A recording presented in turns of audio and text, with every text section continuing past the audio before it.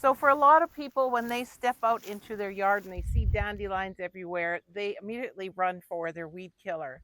But not me. When I see dandelions, I run and grab my gardening gloves. Dandelions popping up is part of a thing called phenology, which is when Mother Nature sends us cues to let us know what's happening in the ground. And having dandelions pop up lets us know that the soil temperature is ready for planting. So a bit of a cheat sheet to follow this is when you start seeing dandelion leaves popping up in the grass, they haven't bloomed yet. That's an indicator that the soil temperature of the soil is around 5 degrees Celsius.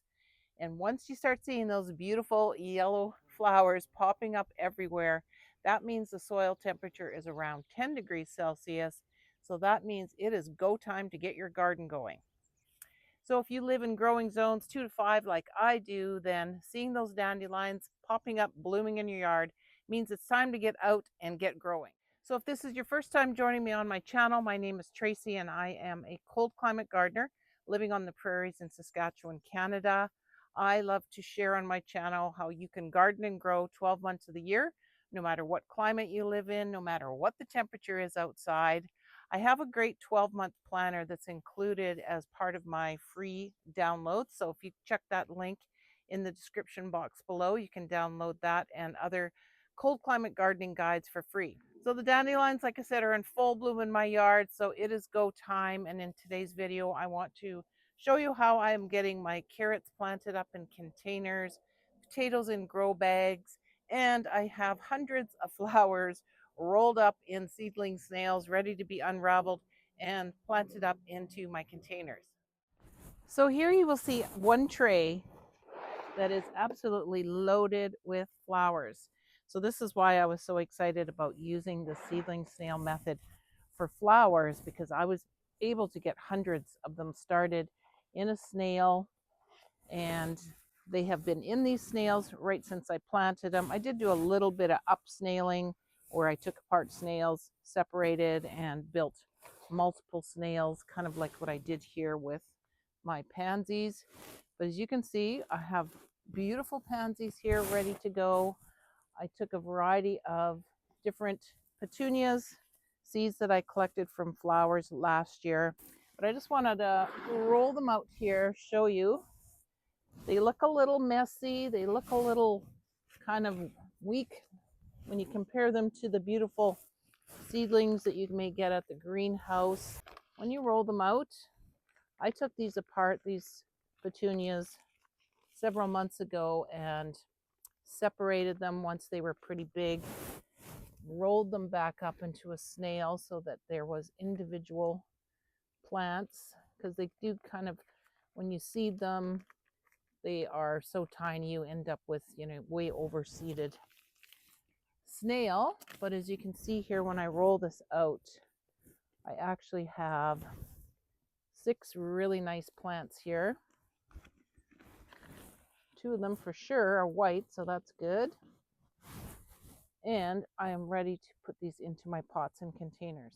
And another nice thing about the snails is if, you maybe just want to take out one and you're not ready to plant the rest, you can still roll them back up like I'm doing here. Just take your snail. You got some tape like I'm using here. I just use painter's tape or string. You can tape your snail back up and just set it aside till you're ready to plant out the rest. So most of these petunias I started in February, and I found that that was a little bit too early. They grow so fast in these snails. The roots have lots of room, so you're not up potting them, you're not disturbing them, and they just keep growing.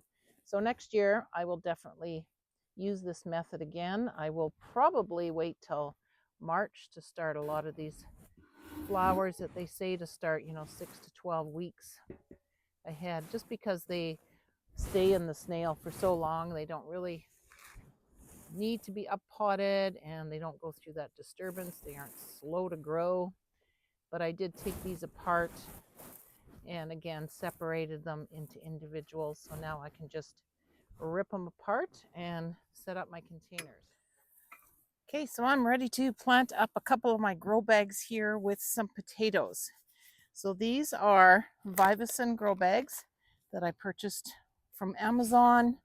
They are 15-gallon. They're great size for growing potatoes. I really like the Vivosun brand because they make good quality grow bags. They got the good strong handles on them so you can move these around if you need to. So I just wanted to show you what my setup here is for soil. I started off by adding in some repurposed soil. I have a pile of it in my kiddie pool that I dump pots into, and then I go and use it to refill. And that's what I started the bottom layer with. About, I don't know, probably about 4 or 5 inches is that repurposed soil. And then I have my potting mix that I mix up with sifted aged manure and some peat moss. There's a little bit of perlite in here, not a whole bunch. And so I've done that for both bags. And now just gonna add a little bit of fertilizer. So they say potatoes are heavy feeders, but they don't like too much nitrogen. If you have too much nitrogen, you're gonna end up with a lot of leafy tops, not a lot of potatoes or tubers. So they say to use something that is lower in the nitrogen number, which is the first number you'll see on your fertilizer containers. You could also use bone meal, I think is a good one. This is tomato fertilizer that's low in nitrogen. I'm just trying to use it up. And I've used this with my carrots as well. So I'm just going to sprinkle a little bit in to each of the bags. Just a little handful. Work that in.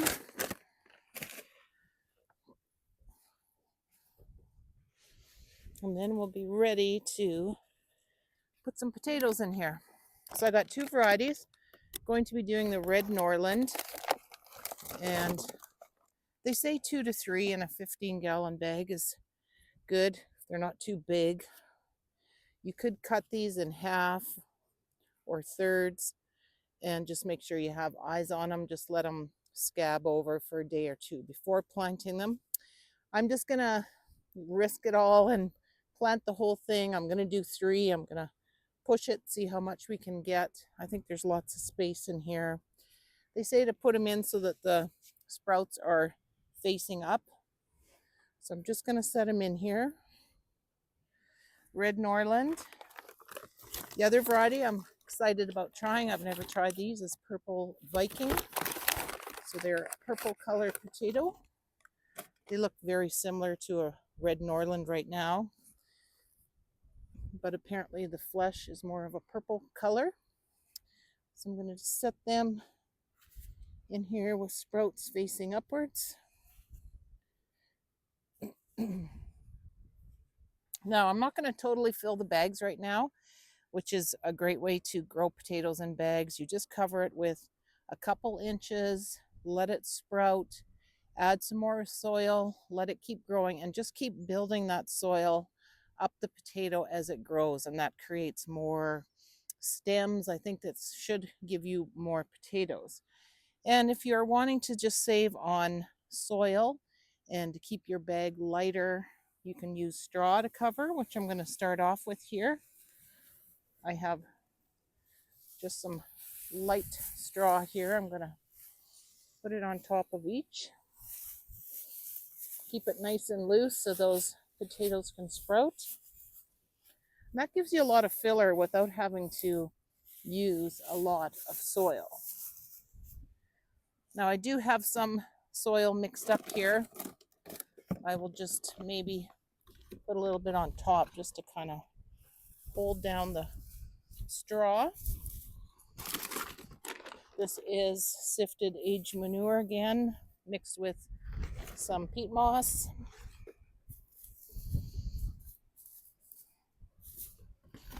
And that is about all I'm going to do for today. I'm going to set these in a nice sunny spot. Watch for some little green popping through probably in a couple weeks, and then we will keep adding some more of the soil to it until it gets to the top of these bags here. This is a great method if you have a small space, just a patio, you don't have any in-ground spots or raised garden beds. Grow bags are a great way to grow potatoes. So can you, use a seeding square and a circle. I'm here to tell you today that yes, you can. This is how I've been planting these up in my round tubs, my carrots, just to try to get them properly spaced. According to the map that you get with the seeding square, you can do 16 in 1 square foot. So that is these yellow dots. So I start off by just pushing down in each of those spots. We'll do one in the middle, just so I can mark it out. And then just keeping that in place, I just take it out a little bit further around the tub here. Maybe get a couple in there. One there. Maybe a little overseeding, but it's pretty hard not to overseed carrots.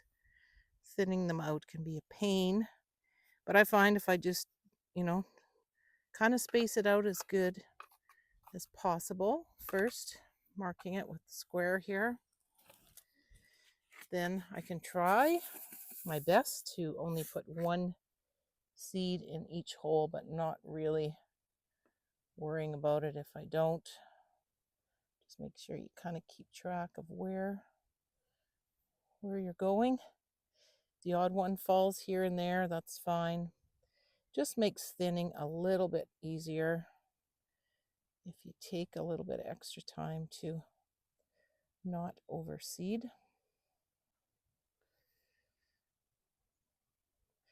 Just hold a few in my fingers and just twist my fingers a little bit to try and just release one. So do you have a special way of planting your carrots? Let me know in the comments.